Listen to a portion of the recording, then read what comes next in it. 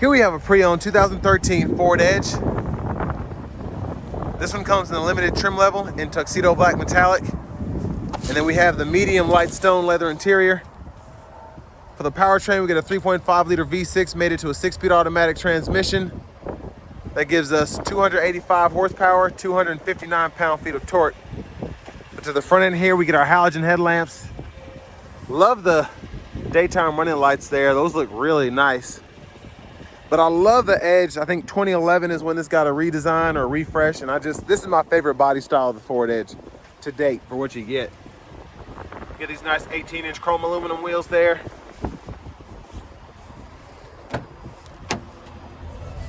Power door locks, power mirrors. You get one touch up and down on the driver's side window, regular power windows on the other three.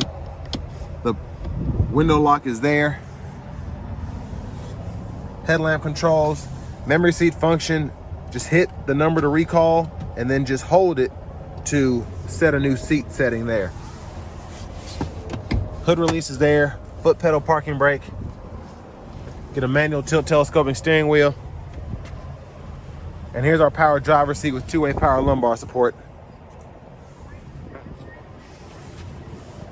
But I want to give a big thanks to John Roberts Toyota for allowing me to review this Edge today. I'll leave a link below in the description.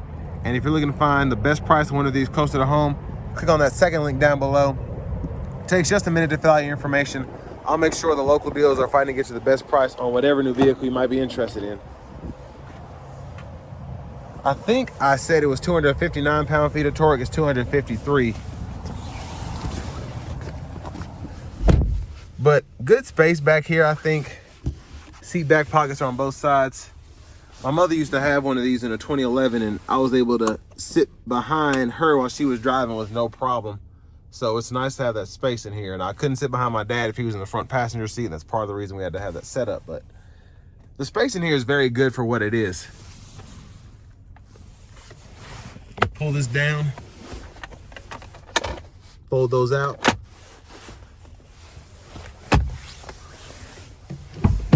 And then you do have the hooks if you want to hang your uniforms back here. Pretty sturdy. Your child locks, you just turn that key, or take a key and turn that little knob one way or the other to lock or unlock.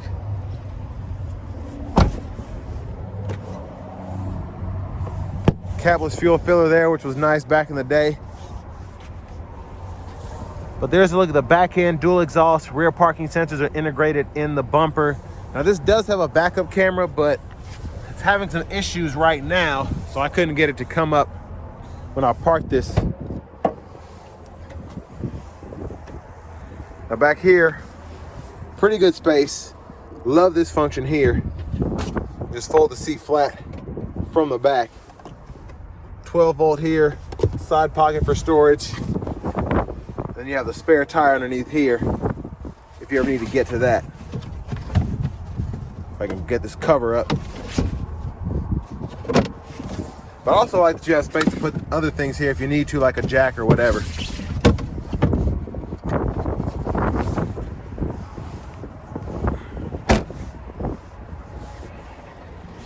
Now as we come around to the rear passenger seat, gonna fold this back up. First of all, the top tether's there. Pretty easy to get it back into place, and you can use this to either fold the seat down or recline it, which is pretty impressive. You can get that seat to go that far back. Might even go further, but it's hard to do that with one hand. Front passenger seat here. You get that power with two-way power lumbar support as well. 12 volt down here, and then a glove compartment right here. Have your owner's manuals and such right in there. I wish we had the window sticker because I just love to see what this costs brand new.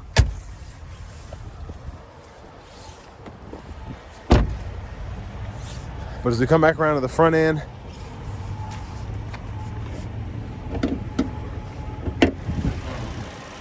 again, 3.5 liter naturally aspirated V6, mostly covered up there, but 285 horsepower, 253 pound-feet of torque.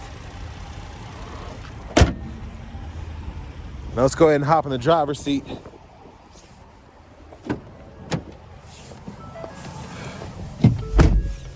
So I like the leather wrap steering wheel here. For this to be 10, 11 years old, it's held up pretty nicely. There's a horn sound. Over here to the radio, I'm gonna touch on the hazards first. That's where those are.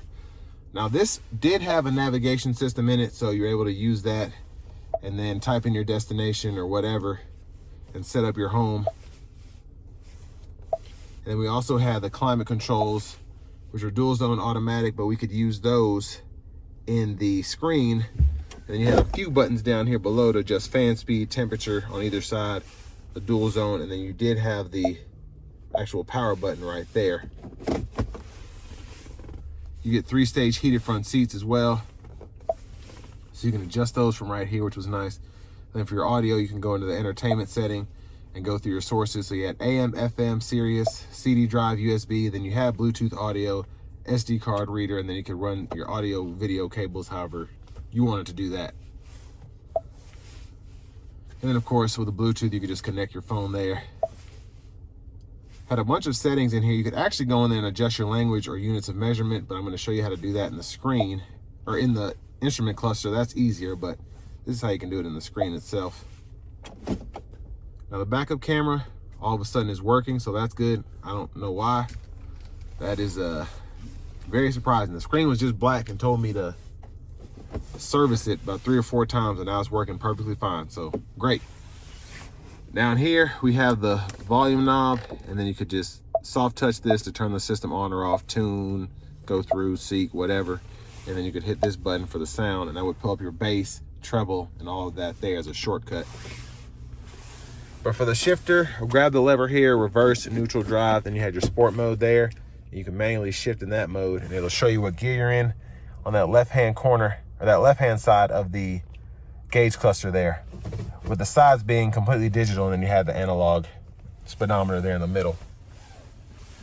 Bottle holders, and then here, this is where you can put your AV cables in, the SD card reader, 2 USB-A ports, and a 12-volt were in there. And I thought this was kind of tasteful too. It's interesting, but it was nice that they put that there for the passenger side. And there's a look at the front from back here, or up here, excuse me, the back from up here. Got tongue twisted. Sunglasses holder there. And then over here, you just kind of click these in to turn the lights on. Garage door transmitter there. And then your vanity mirror there.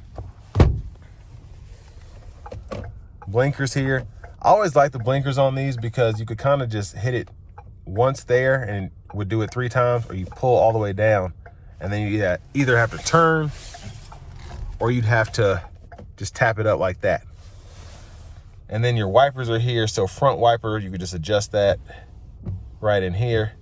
And then you can 1-time it there, click there for the fluid, and then your rear wiper right there, fluid in the back that way. Now, you can use these 4 arrows to go on either side. And I always like how Ford had this set up because you could control all your fun stuff over here. So the entertainment, navigation, climate, and all of that could literally be adjusted from right here. And then on the left side, you could go through your fuel economy meter, your settings. And again, this is where you could adjust your units or language if you so choose. And then you could go through everything else that you had here as well. Trip meter, and then the display mode. Cruise standard, so just turn that on, off there, set the speed, cancel, resume, have their own buttons. And then over here you could seek with your radio, the volume there. And then you also have the voice recognition and the Bluetooth button here. But here's your key fob. That's where you put it in the ignition. And next, let's go ahead and take this 2013 Ford Edge Limited out on the road for a test drive.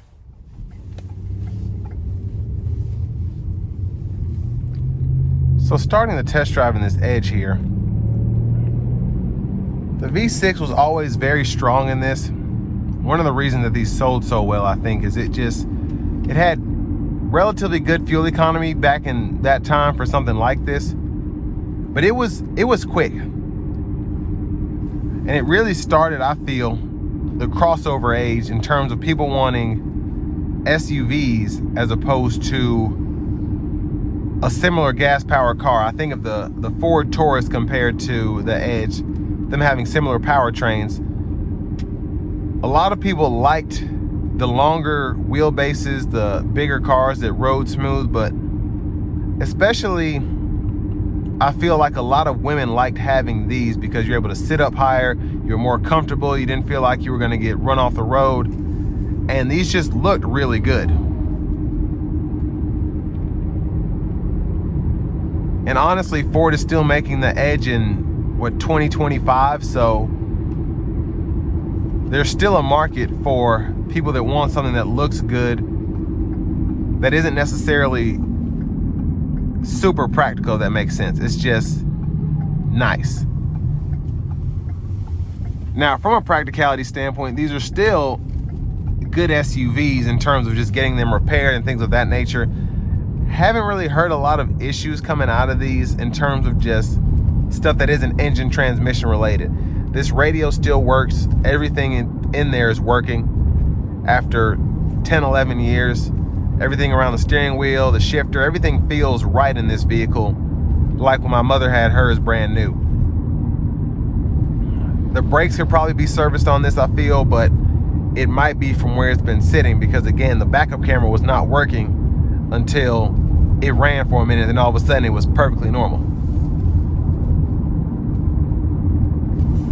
One issue I always had with these though, especially in the, I think the 2007 one might have had a higher displacement V6, but I would put my foot on the pedal and the car would almost like try to get away from me. These were pretty powerful for what they were. And again, just having a higher displacement V6, no turbos or anything like that. So that's one thing it was like a gift and a curse whenever I'd have to drive my mom's, because she had a 2007 and a 2011. So I'm pretty familiar with these. They all had the V6, 6-speed automatic. Of course, the newer ones now have the 8-speed, I believe, with a 2-liter turbo. But it was just something about how these drove.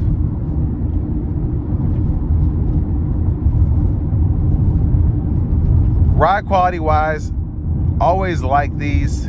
It's a solid ride. It's not overly smooth. You're not gonna feel like you're in an Escalade or something like that, but it is a relatively nice driving SUV, whether you're on a road like this or if you're on the interstate. So whether it's rough or smooth, you're still getting a relatively good ride.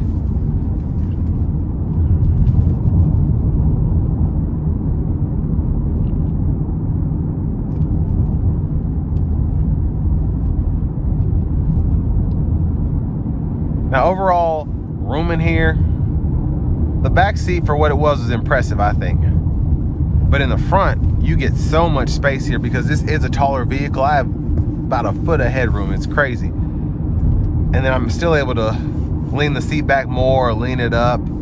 Tons of space here for in the hip area. And the seat is pretty wide, relatively. And then I even remember the stock sound system in these being very good. This one has the Sony sound system, which is even better. But I just feel like these had better sound systems in the older Edges, really the older Fords in general. Because I just did it right there. It's just, the torque on the low end is crazy. With the pedal, I don't know what it is. But I feel like the Sony system was just more, I liked it better. I like it better in the Fords than the Bang & Olufsen system. That's just me. Now I am going to give it a pull here.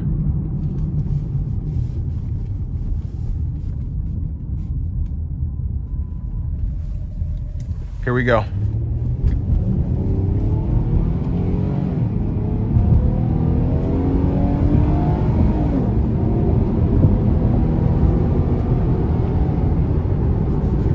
So yeah, it's a quick SUV.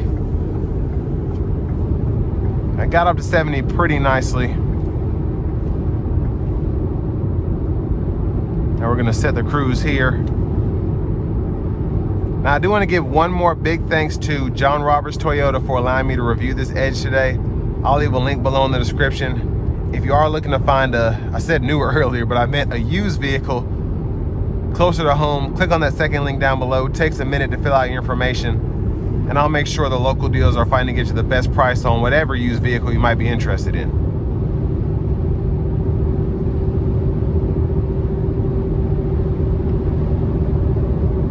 But this is a pretty good, again, practical / not practical SUV.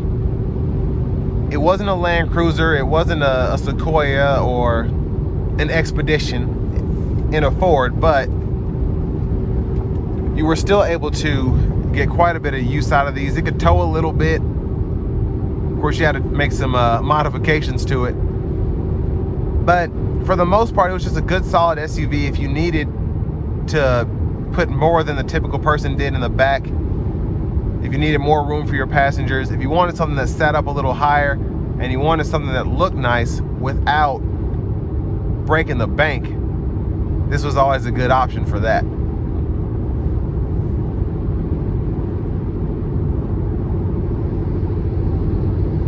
Now, I am hearing just a tad bit of noise.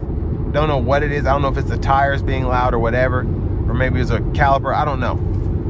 But other than that, I mean, no issues out of this thing after 90,000 miles and 10, 11 years. I guess it's, 25? So 12, 13 years. And again, these weren't the hardest vehicles to fix. And that's why you still see a lot of these driving around. Now, transmissions start to need servicing, engines start to have issues, and a lot of the time people would just rather junk these cars because they're paid off. But still a really solid vehicle here, even 12 years later than when it was released.